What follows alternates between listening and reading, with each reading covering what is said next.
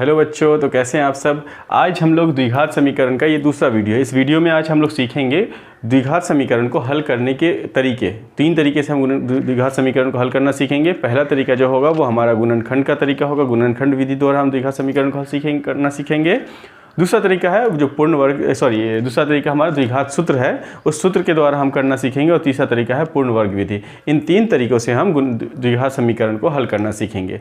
इससे पहले हमने पिछली वीडियो में आपको बताया था इस सीरीज़ का जो पार्ट 1 था उस चैप्टर द्विघात समीकरण का, उसमें हमने आपको बताया था कि द्विघात समीकरण क्या होता है, द्विघात समीकरण को हल हल क्या होता है, विवेचक क्या होता है, मूल्यों की प्रकृति क्या होता है, द्विघात समीकरण में ए बी सी का मान क्या होता है। ये सब चीज़ें बेसिक चीज़ें थी जो हमको अपने आपको पहली वीडियो में बताया था। इस वीडियो में हम द्विघात समीकरण को हल करना सीखेंगे। तो सबसे पहले समझते हैं कि हल करना होता क्या है। द्विघात समीकरण को हल करना है मतलब हल करने का मतलब क्या है। हल करने का मतलब है किसी द्विघात समीकरण में जो चर होता है, चर जो होता है उस चर का जो हम मान निकालते हैं, उस चर का जो मान होगा वही उसी को कहते हैं द्विघात समीकरण का हल। तो इसमें हम पहला जो तरीका है वो गुणनखंड विधि, ये गुणनखंड विधि जो 9th क्लास में भी था, ठीक है, उसी विधि से हम सबसे पहले द्विघात समीकरण को हल करना सीखेंगे। ठीक है, इससे पहले आपको एक चीज़ बताई थी जो लास्ट वीडियो में बताया था कि द्विघात समीकरण का मानक रूप होता है ax² plus bx plus c बराबर 0। ये द्विघात समीकरण का मानक रूप होता है। जो x² का गुणांक होता है वो a होता है, जो x का गुणांक होता है वो b होता है, और जो अचर पद होता है उसको c कहते हैं। जो x² से गुना हो रहा है उसको a, जो x से गुना हो रहा है उसको b, और जो अचर पद होता है उसको c कहते हैं। इसके लिए हम एक एग्जाम्पल लेते हैं। गुणनखंड विधि से किसी समीकरण को, द्विघात समीकरण को हल करने के लिए एक एग्जाम्पल लेते हैं। चलिए एक एग्जाम्पल लेते हैं इस किसी द्विघात समीकरण को हल करने के लिए 2x² माइनस 5x प्लस 3 है। ये एक द्विघात समीकरण है, ठीक है। इसमें से x² का गुणांक मतलब जो 2 है वो a हो गया, जो x का गुणांक -5 है ये b हो गया, और जो c है वो 3 है, ठीक है। इस समीकरण को हल करना है हमको गुणनखंड विधि से। गुणनखंड विधि मतलब गुणनखंड विधि से हल करना है मतलब क्या हुआ कि x का वो मान निकालना जिससे इस समीकरण को वो सेटिस्फाई कर दे। द्विघात समीकरण के 2 हल हो सकते हैं अधिकतम, और ये बात हमने आपको पहले भी बताई थी। इस समीकरण को हल करने के लिए हम क्या करते हैं, सबसे पहले a को c के साथ गुना कर देते हैं। तो यहाँ पर a की वैल्यू कितनी है 2 है, c की वैल्यू कितनी है 3 है, तो 2 3 कितना हो गया 6। और जो b का मान है, b का मान कितना है -5। तो हमें कोई ऐसा अंक सोचना पड़ेगा, कोई ऐसा नंबर सोचना पड़ेगा, 2 नंबर जिसको गुना करने पर तो 6 हो जाए, और जोड़ने या घटाने पर कितना होना चाहिए -5, और गुना करने पर 6। आप बता सकते हैं।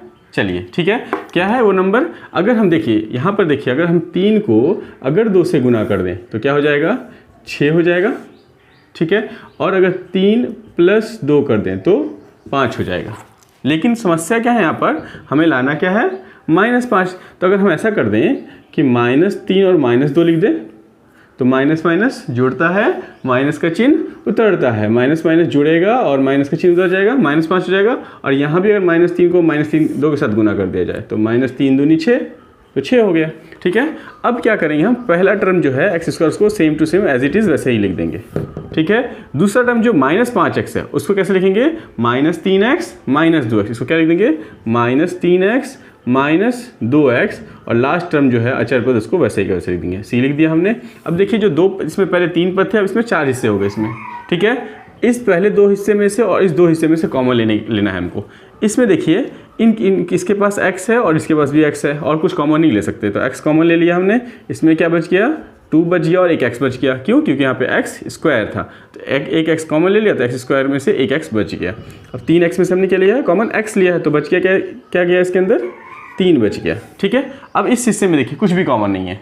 अगर पहला टर्म माइनस में दिया हुआ इसलिए हम माइनस, कुछ कॉमन नहीं है तो -1 कॉमन ले लेते हैं। -1 कॉमन ले लिए तो 2x का 2x ही बच गया, और ये प्लस जो था वो -1 कॉमन लेने की वजह से क्या बन गया माइनस बन गया, और ये ब्रैकेट डाल के 3 क्लोज कर दिया बराबर 0। एक बात याद रखिए बेटा कि जब हम द्विघात समीकरण को गुणनखंड की विधि से हल करते हैं तो यहाँ पे जो ब्रैकेट में आता है वो दोनों हमेशा एक जैसा ही आता है। यहाँ 2x - 3 आया, यहाँ भी 2x - 3 आया। अगर ऐसा नहीं आ रहा है मतलब कहीं ना कहीं आप कुछ मिस्टेक कर रहे हैं। अब देखिए इस हिस्से में और इस हिस्से में कॉमन क्या है, 2x - 3, यहाँ भी 2x - 3 है, तो 2x - 3 हम कॉमन ले लिए। इसके अंदर क्या बच गया x, और इसके अंदर क्या बच गया -1 बराबर 0। अब देखो इन दोनों का गुणांक अगर 0 है 2x माइनस 3 और x माइनस 1 का गुना करने पर अगर 0 आ रहा है, मतलब क्या हुआ कि 2x माइनस 3 बराबर भी 0 होगा और x माइनस 1 बराबर भी 0 होगा। सबसे पहले क्या करेंगे, माइनस 3 को हम उधर ले जाएंगे हल करने के लिए।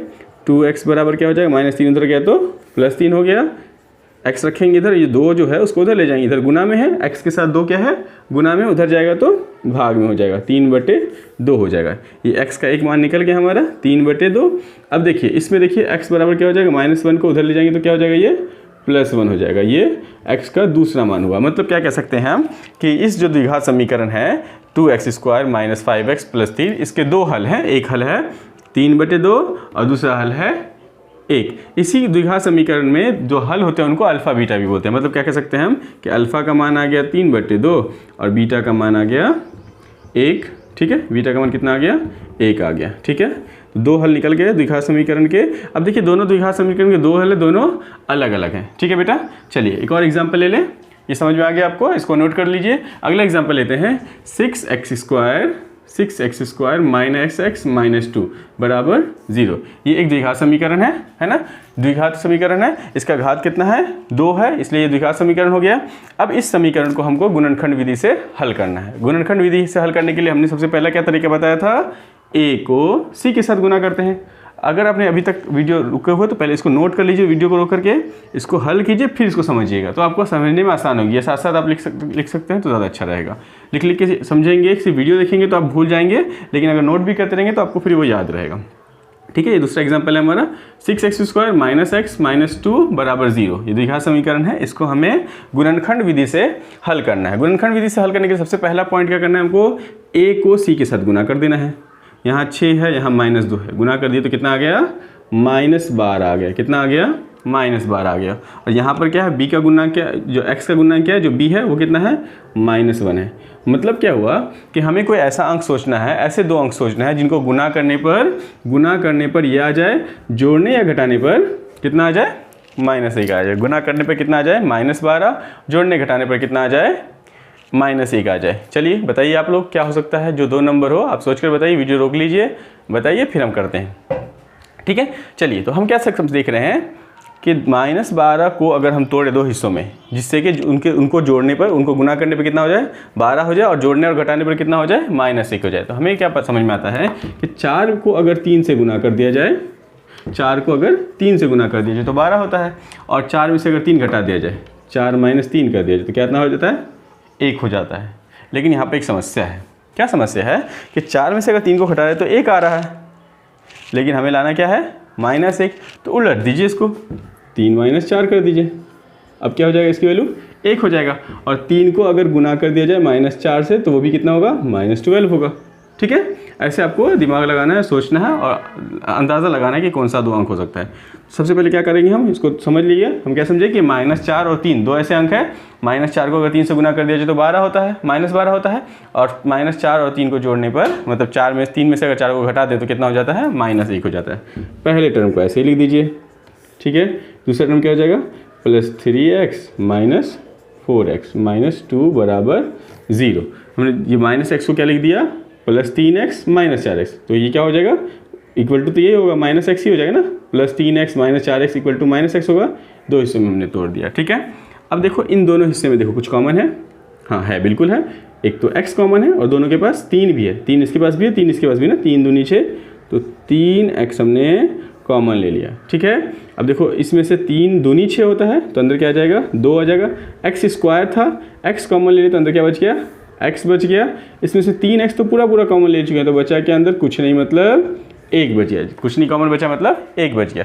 अब देखो यहाँ -4x है और ये -2 है, इसमें क्या कॉमन ले सकते हैं, -4x और -2 में से क्या कॉमन ले सकते हैं, -2 कॉमन ले सकते हैं। इसके पास भी -2 है, इसके पास भी -2 है, -2 हमने कॉमन ले लिया। तो ये 4x क्या हो जाएगा, 2x, और ये माइनस जो क्या माइनस कॉमन ले लिया हमने, तो माइनस क्या हो जाएगा, प्लस हो जाएगा, +2 = 0।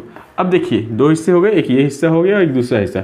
इन दोनों में कॉमन क्या है, यहाँ भी हमने बताया था कि 2x - 3 होना चाहिए, 2x - 3 आया था। यहाँ भी देखो 2x + 1, 2x + 1, कुछ गड़बड़ हो गई।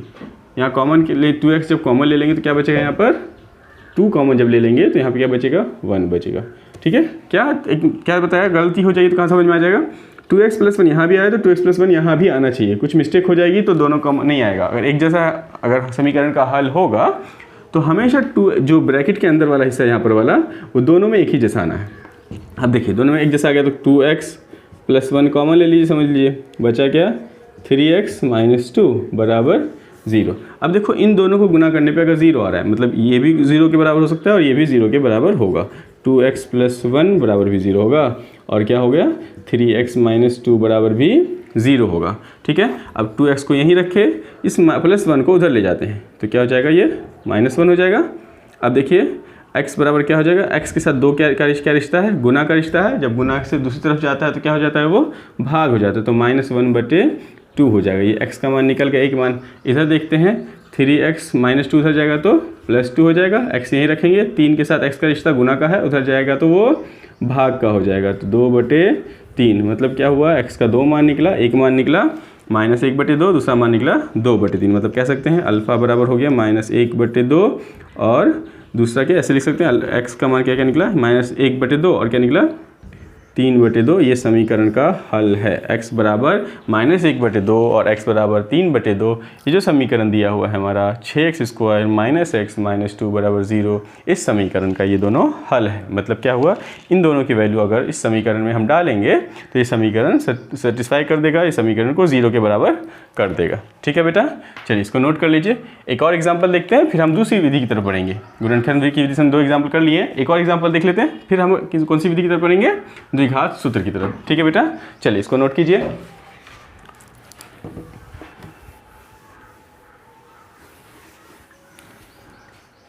चलिए बेटा अभी इसका तीसरा क्वेश्चन करते हैं। तीसरा क्वेश्चन हम एकदम थोड़ा सा अलग टाइप का ले रहे हैं। ठीक है, तीसरा क्वेश्चन क्या है, 3x² - 2√x 6x + 2 = 0। ठीक है बेटा, एग्जाम्पल लिया हमने 2x² - 2√6x + 2 = 0।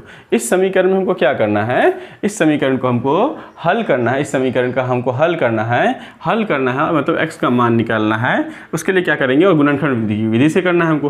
तो सबसे पहले हम क्या करते हैं, a को c के साथ, जो फर्स्ट वाला है उसको लास्ट वाले के साथ गुना करते हैं। तो क्या हो गया, ये 3 दूनी 6 हो गया।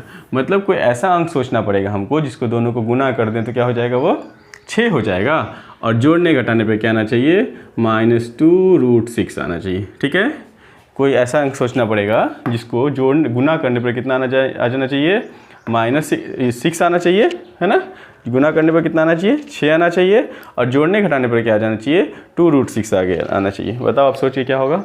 चलिए हम बताते हैं आपको क्या होगा। अगर हम इसको -2√6 को लिख दें, -6 ठीक है, हमने क्या किया, -2√6 को क्या लिख दिया, -2√6 को क्या लिख दिया, -√6 तो जैसे x + x 2x हो जाता है, -x - 2x होता है, उसी तरह से -√6 बराबर हो जाता है -2√6। जिस तरह से -x लिखा है तो क्या होता है, -2x होता है ना। उसी तरह से -√6 दो -√6 हो गया तो -2√6 हो गया। अब -√6 को अगर गुना कर दें √6 के साथ, -√6 के साथ, माइनस खत्म, 6 × 36 होगा, 36 का वर्गमूल कितना हो जाएगा, 6 हो जाएगा। तो हम क्या समझे कि इस 2√6 को क्या लिख सकते हैं हम, √6 - √6 क्या लिख सकते हैं, √6 - √6। तो क्या हो जाएगा, 3x² - √6x + 2 = 0। अब देखिए यहाँ पर x के अलावा कुछ कॉमन नहीं दिख रहा है, लेकिन हम एक तरीका बताते हैं, इसको भी रूट के रूप में लिख सकते हैं। तो √3 को क्या लिख सकते हैं हम, 3 को ऐसे लिख सकते हैं हम, √3 × √3, है ना। जैसे 5 को हम ऐसे लिख सकते हैं ना, √5 × √5, क्यों, 5 × 5 = 25, 25 का वर्गमूल 5 होता है, तो 3 × 3 = 9, 9 का वर्गमूल 3 होता है, x²। √6 को क्या लिख सकते हैं, √3 × √2x माइनस, इसको भी लिख सकते हैं √3 × √2x + 2 = 0। ठीक है, अब देखिए, अब ये वाले हिस्से में और ये वाले हिस्से में आपको कॉमन दिखने लगा होगा। इसमें देखो √3 है, इसमें भी √3 है, इसमें x है, इसमें भी x है, तो हम क्या कॉमन ले सकते हैं, √3x कॉमन ले लिए। इसमें क्या बच गया, √3x कॉमन ले लिए तो एक √3 तो बच गया। ठीक है, और x² था तो इसमें से एक x बच गया। इसमें से √3x तो कॉमन ले चुके हैं हम, तो बच क्या गया माइनस √2। ठीक है बच्चा। अब क्या है इन दोनों में देखो, अच्छा इस 2 को भी हम तोड़ सकते थे, क्या लिख सकते हैं, इस 2 को क्या लिख सकते हैं, √2 गुने √2 बराबर 0 लिख सकते हैं। ठीक है, अब इसके अंदर देखो इधर भी √2 है, इधर भी √2। इस 2 को हमने क्या किया है, ये वाले 2 को, यहाँ जो 2 दिया उसको क्या लिख दिया, √2 इंटू √2, √2 इंटू √4, √2 और √2 को गुना करेंगे तो √4 हो जाएगा, और 4 का वर्गमूल 2 होता है ना, हमने कॉमन मिल जाए इसलिए हमने ऐसा किया है। तो इस √2 यहाँ भी है, √2 यहाँ भी, तो √2 कॉमन ले लो, बच क्या गया इसके अंदर, माइनस √2 लेते हैं, माइनस क्या हो गया, प्लस हो गया, तो √3x बच गया, ये प्लस जो है कॉमन, चूँकि माइनस कॉमन ले चुके हैं तो ये प्लस क्या बन जाएगा, माइनस बन जाएगा, √2 बराबर 0। ठीक है बच्चा। अब देखो इसमें भी आ गया √3x माइनस √2, √3x माइनस √2 यहाँ भी है, तो हम कॉमन ले सकते हैं इसको, √3x माइनस √2। ठीक है, अब बचा क्या, √3x माइनस √2 बराबर 0।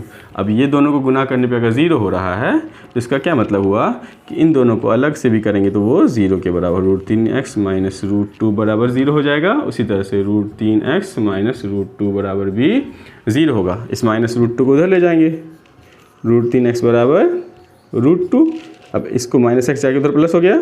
अब ये जो गुना में है √3x ये उधर जाएगा तो भाग में हो जाएगा, तो x बराबर क्या हो जाएगा, x बराबर क्या हो जाएगा, √2 बटे √3। ठीक है, एक मान ये निकल गया, दूसरा मान क्या निकलेगा, √3x बराबर क्या हो जाएगा, √2 है ना, और x बराबर क्या हो जाएगा, √2 बटे √3। चलिए बच्चा, ये 3 क्वेश्चन हमने द्विघात गुणनखंड विधि से हल कर लिए। अब आगे के जो 2 क्वेश्चन बचे हुए, दो तरीके हैं, द्विघात सूत्र द्वारा और पूर्ण वर्ग विधि द्वारा, ये 2 तरीके से हम इस समीकरण को अब हल करेंगे। चलिए इस सवाल को नोट कीजिए, फिर इस वीडियो को रोक करके इस सवाल को नोट कर लीजिए, फिर आगे दूसरा तरीका हम सीखेंगे। ठीक है बच्चा।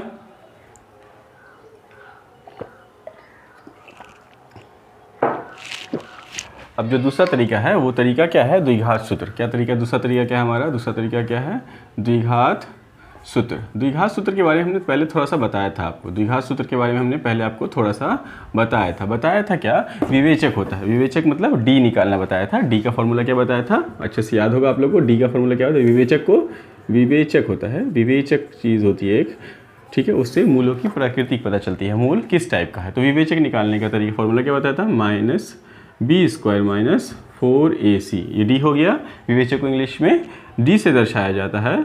ठीक है, अब इसके बाद एक मूल निकालने का एक सूत्र था, है ना, मूल यानी x की वैल्यू निकालने का, मूल या x की वैल्यू निकालने का एक सूत्र था। उस सूत्र का क्या था, -b प्लस माइनस √d बटे 2a, ये सूत्र था। इस सूत्र के ऊपर हम अब इस सूत्र की सहायता से हम द्विघात समीकरण को हल करना सीखेंगे। ठीक है बेटा, पहले हम डी निकालेंगे, डी निकाल करके मूलों की प्रकृति चेक करेंगे। मूलों की प्रकृति 3 तरह की होती है, हमने पहले बताया था आपको, या तो मूल वास्तविक एवं असमान होगा, या फिर मूल वास्तविक एवं समान होगा, या फिर मूल वास्तविक नहीं होगा। ठीक है, अगर मूल वास्तविक एवं समान होगा या मूल वास्तविक एवं असमान होगा तो हम निकालेंगे, और मूल अगर वास्तविक नहीं हुआ तो हम उसको इग्नोर करेंगे, छोड़ देंगे। ठीक है, चलिए एग्जाम्पल लेते हैं, एग्जाम्पल नंबर 1 लेते हैं। कौन से तरीके से करने के लिए, द्विघात सूत्र द्वारा करने के लिए। ठीक है, एग्जाम्पल लेते हैं, एग्जाम्पल नंबर 1 लेते हैं। क्या है सभी example, 2x² minus 7x plus 3।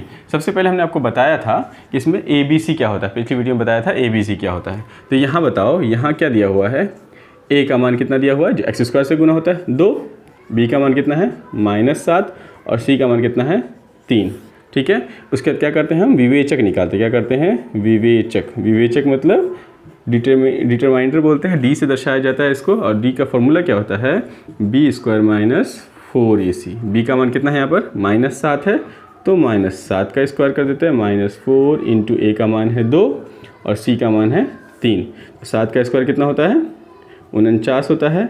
4 दूनी 8, 4 दूनी 8, 8 या 24, घटा दीजिए, 49 में से 24 घटाए तो 25 निकलता। तो डी की वैल्यू कितनी आ गई हमारी, 25 हो गई। अब डी चूँकि 0 से बड़ा है ना, डी जो है वो बड़ा है 0 से, इसका मतलब क्या होगा, मूल वास्तविक होंगे एवं समान होगा। मतलब क्या होगा, मूल जो होगा वो वास्तविक होगा, वास्तविक एवं असमान होगा, है ना। डी 0 से बड़ा है तो वास्तविक और असमान होगा। अब सूत्र से लिखेंगे, मूल सूत्र से, है ना, द्विघात सूत्र से। द्विघात मूल बराबर क्या हो जाएगा, मूल मतलब क्या होता है, x का मान होता है। फॉर्मूला क्या है, -b प्लस माइनस √d बटे 2a। ये द्विघात समीकरण को हल करने के लिए जो द्विघात सूत्र है उसका ये फॉर्मूला है। अब माइनस b का मान कितना हो गया, एक तो माइनस लिख देते हैं, b का मान देखते हैं कितना लिखा है, -7 है, तो -7 लिख दीजिए, प्लस माइनस लिख दीजिए। प्लस माइनस का क्या मतलब होता है, एक बार जोड़ना है एक बार घटाना है। d की वैल्यू कितनी है, तो रूट डालिए, d की वैल्यू कितनी है 25/2a। a की वैल्यू कितना है 2, तो 2 × 2। ठीक है बच्चा।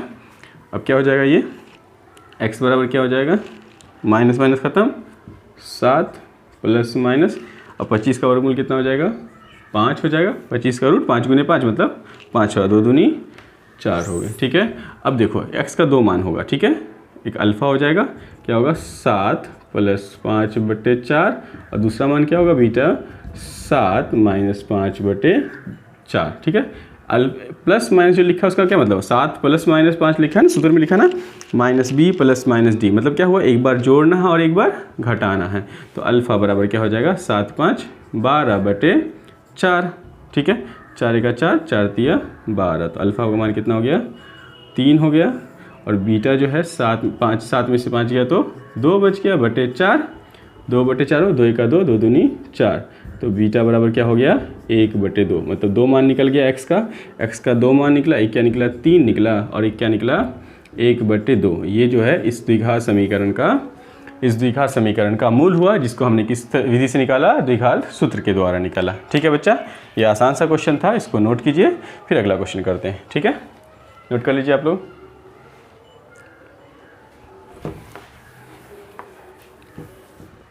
चलिए बच्चा, अब दूसरा क्वेश्चन करते हैं हम लोग। दूसरा एग्जाम्पल एक और एग्जाम्पल लेते हैं। दूसरा एग्जाम्पल लेते हैं। एग्जाम्पल क्या है, 2x² - 3x + 5 = 0। ये द्विघात समीकरण है एक। इस समीकरण को हम गुणनखंड विधि से हल करेंगे। दूसरा एग्जाम्पल है, इसको द्विघात सूत्र द्वारा हल करेंगे। इसमें यहाँ देखिए, इसका आंसर सॉल्व करेंगे हम। इसमें देखो यहाँ a बराबर, यहाँ a का मान कितना दिया हुआ है, a बराबर 2 दिया हुआ है, b बराबर -3 दिया, और c बराबर कितना दिया हुआ है, 5 दिया हुआ है। ठीक है। अब हम पहले सबसे पहले d निकालते हैं। d मतलब विवेचक निकालते हैं। फॉर्मूला क्या है, b² - 4ac, तो b का मान कितना है, -3 का स्क्वायर -4ac, सॉरी a की वैल्यू कितनी है 2 × c की वैल्यू कितनी है 5, तो 3 का स्क्वायर कितना होता है 9, -3 का स्क्वायर 9 हो गया, -4 दूनी 8 दिया 24। ये क्या हो गया, b की मान कितना है -3 का स्क्वायर 9, और 9 में से 24 घटा दिए तो क्या हो जाता है, ये तो माइनस में आ गया। माइनस कितना हो गया बताइए, 4 5 15 हो गया, -15 हो गया। अब माइनस में जब आ गया d हमारा, जब d जो है 0 से छोटा हो जाता है, जब d जो है छोटा हो जाता है 0 से, d जब 0 से छोटा हो जाता है, तो हमने क्या बताया आपको, जब d 0 से छोटा होता है तो मूल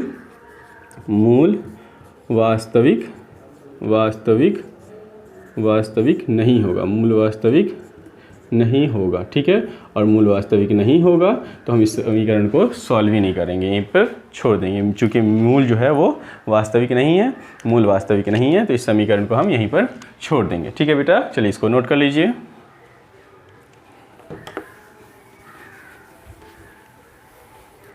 चलिए अब हम तीसरा एग्जाम्पल लेते हैं, एग्जाम्पल नंबर 3 लेते हैं। एक और एग्जाम्पल करके देखते हैं, एग्जाम्पल नंबर 3 है हमारा। एग्जाम्पल नंबर 3 लेते हैं, एक और क्वेश्चन, 3x² - 4√3x + 4 = 0। ये एक समीकरण है। इस समीकरण को हमको हल करना है, द्विघात सूत्र द्वारा। सबसे पहले हम यहाँ क्या करते हैं, हम यहाँ सबसे पहले क्या करेंगे, पहले लिखेंगे यहाँ a b c का मान क्या है। यहाँ लिखेंगे हम, यहाँ a बराबर कितना है 3 है, b बराबर कितना दिया हुआ है -4√3 है, और c का मान जो अचर पद होता है वो c होता है, वो c कितना है 4 है। सबसे पहले हम क्या करते हैं, d निकाल के मूल की प्रकृति चेक कर लेते हैं। तो d बराबर क्या होता है, b² - 4ac। अब b का मान कितना हो गया, b का मान कितना है -4√3 का स्क्वायर -4 × 3 × 4।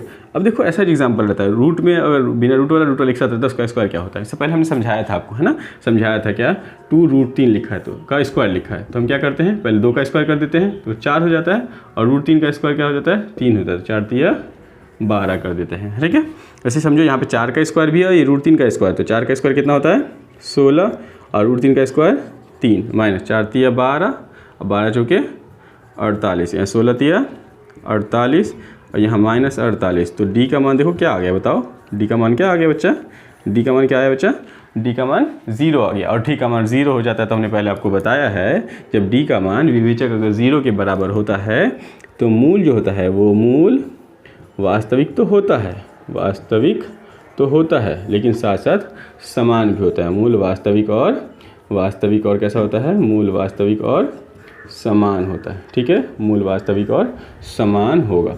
मूल वास्तविक है तो हम डी का मान निकालेंगे सूत्र से, है ना।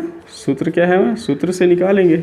सूत्र क्या है, मूल यानी x का मान क्या होगा, मूल x का मान क्या होगा, -b plus minus root under D बटे 2a, है ना। मूल वास्तविक है तो मूल तो निकालेंगे ना। इससे पहले वाले क्वेश्चन में मूल वास्तविक ही नहीं था इसलिए हमने उसको निकाला ही नहीं। इसमें मूल वास्तविक है तो निकालेंगे। तो -b, तो माइनस वो फॉर्मूला वाला लिख देते हैं। b का मान कितना है, -4√3, तो -4√3 ब्रैकेट में लिख देते हैं इसको, प्लस माइनस डी का मान 0 बटे 2 इंटू ए का मान कितना है, 3 है।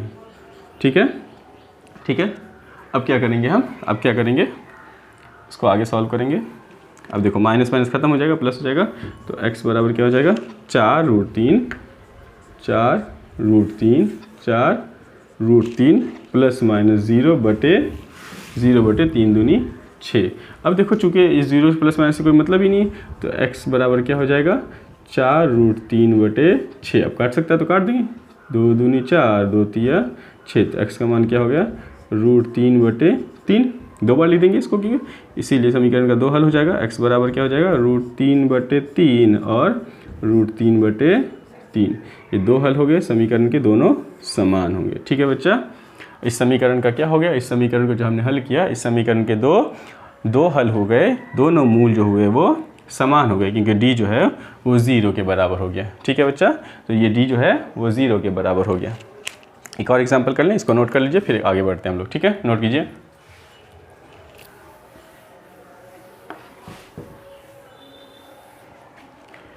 चलिए एक और एग्जांपल लेते हैं, कुछ और अलग लेते हैं। 2x² माइनस 6x प्लस 3 बराबर 0, ये चौथा एग्जांपल है ना हमारा द्विघात सूत्र द्वारा। इसमें यहाँ पे देखिए, इसको सॉल्व करते हैं, आंसर लिखते हैं। इसमें यहाँ देखो, यहाँ क्या दिया हुआ है, a का मान दिया हुआ है 2, b का मान दिया हुआ है -6 और c का मान दिया हुआ है 3। ठीक है बच्चा, अब इसको हम हल करते हैं द्विघात सूत्र द्वारा। उसके लिए हम सबसे पहले d निकालना पड़ता है। d क्या होता है, b² माइनस 4ac, d मतलब विवेचक, विविधकर भी बोलते हैं। ये होता है d का फॉर्मूला क्या होता है, b² माइनस 4ac। अब e का मान कितना है, -6 है, -6 का स्क्वायर -4 इंटू a का मान 2 और c का मान कितना है, 3 है, तो 6 का स्क्वायर कितना हो जाएगा, 36 माइनस 4 दूनी 8, 8 3 24। ठीक है बच्चा, तो 36 में से ये चला जाएगा तो कितना बच जाएगा, 12 बच जाएगा। d का मान कितना आया, 12 आ गया ना, मतलब 0 से तो बड़ा हो गया। चूँकि d जो है वो बड़ा है 0 से, इसीलिए मूल वास्तविक तो होगा, और वास्तविक और कैसा होगा, असमान होगा। 0 के बराबर हो गया तो समान होगा, 0 से बड़ा हो गया तो असमान होगा, 0 से बड़ा हो गया तो असमान होगा। ठीक है, और 0 से छोटा हो गया तो मूल वास्तविक नहीं है, मूल वास्तविक नहीं होगा। अब सूत्र से लिखेंगे, सूत्र क्या है हमारा, सूत्र जो है मूल का वो क्या है, सूत्र से मूल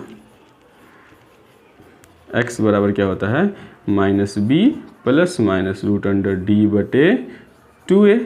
अब b का मान कितना है, -b है ना, b का मान कितना है, माइनस, और b का मान -6, 2 माइनस है क्योंकि माइनस सूत्र वाला माइनस और -6 वाला सूत्र, प्लस माइनस रूट अंडर 12 बटे 2a। a का मान कितना है, 2 है, a का मान कितना है, 2 है। ठीक है बच्चा, अब देखो इसको आगे कैसे हल करेंगे।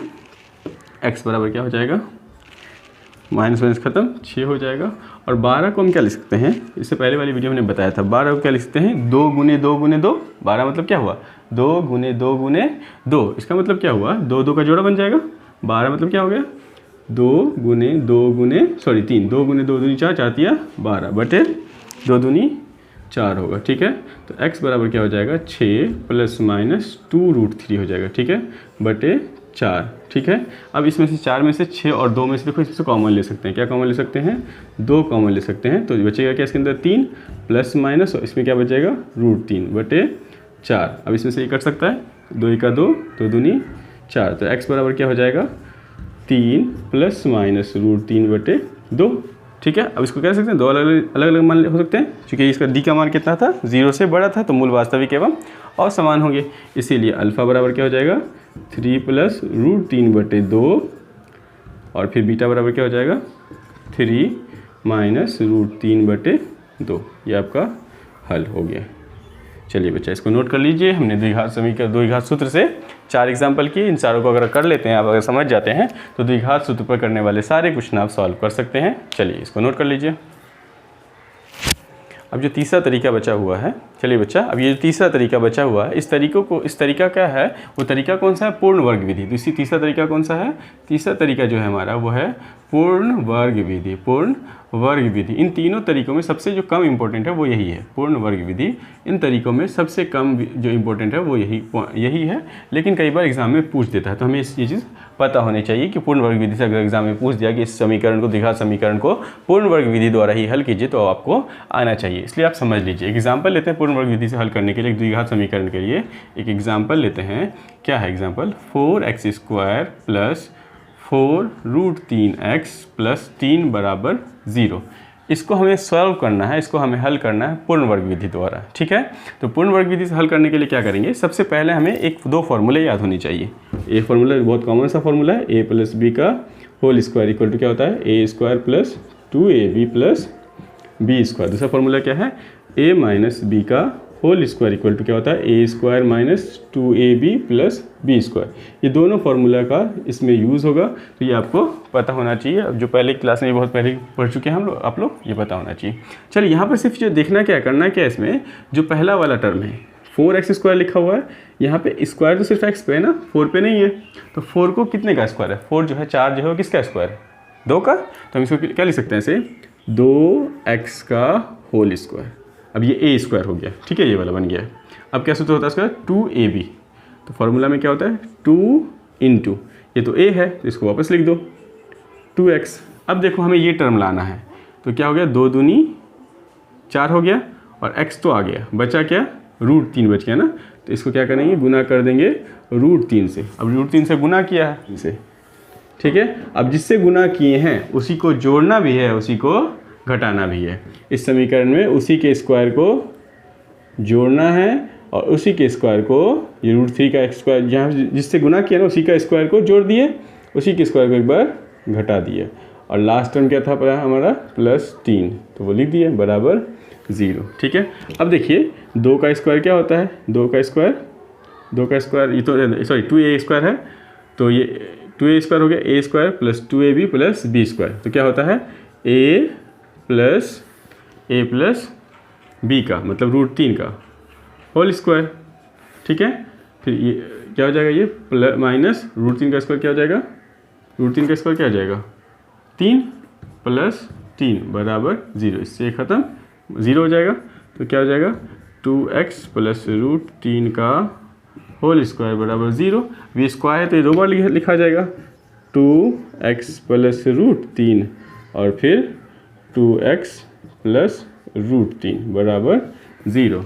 अब इसका क्या मतलब हो गया, 2x + √3 बराबर भी 0 होगा और 2x + √3 बराबर भी 0 होगा। इस प्लस √3 को उधर ले जाएंगे तो क्या हो जाएगा, 2x बराबर क्या हो जाएगा -√3, तो x बराबर क्या हो जाएगा -√3/2। इधर भी सेम ही है, 2x बराबर -√3, x बराबर -√3/2। ठीक है, ये 2 चीज़ें हैं, दो समीकरण, 2 आंसर हल हो गया। सिर्फ एक ही चीज़ यहाँ पे ध्यान रखना है कि इस समीकरण को a + b के होल स्क्वायर या a - b के होल स्क्वायर पे आपको तोड़ना है। यहाँ पे 4x² था, यहाँ पे x पे खाली स्क्वायर था, हमने क्या लिख दिया इसको 2x² लिख दिया। फिर 2ab फार्मूला होता है तो 2 a की जगह पर ये 2x लिख दिया, और b तो हमें पता ही नहीं क्या है, तो b कैसा सोचना है b जिससे ये 4 √3x आ जाए। तो 2 दूनी 4x तो आ रहा है, √3 नहीं आ रहा है, √3 से गुना कर दिए इसको, और जिससे गुना किया उसी को एक बार उसका स्क्वायर को जोड़ना है, उसी के स्क्वायर को घटाना है +√3। ठीक है, अब देखो यहाँ से यहाँ तक को a + b के होल स्क्वायर पे हो गया, तो 2x + √3 का होल स्क्वायर, और इससे स्क्वायर से रूट कट गया तो 3 आ गया, यहाँ +3 हो गया, 3 से 3 खत्म, 0 हो गया, तो 2x + √3 का होल स्क्वायर। ठीक है, तो स्क्वायर होता है तो वो चीज़ 2 बार लिखाती है, 2x plus root three, 2x plus root three लिख दिया उसको बराबर 0। एक बार इसको 0 के बराबर कर दिया, इसको एक बार इसको 0 के बराबर, 2 मान निकला, दोनों समान निकला। x का मान √3/2 आया, x का मान दोबारा भी √3/2 आया। इस समीकरण को समझ के होंगे आप लोग। अब आप अपनी बुक में देखिए जो इतने सवाल हैं उनको सवालों को हल कीजिए। कुछ डाउट है तो आप कमेंट करके हमसे सवाल कीजिए, हम इंशाल्लाह उसकी हेल्प करने की कोशिश करेंगे आपकी। थैंक यू इस वीडियो को देखने के लिए। अगर वीडियो अच्छा लगा हो तो चैनल को सब्सक्राइब कर लीजिए, लाइक कीजिए वीडियो को।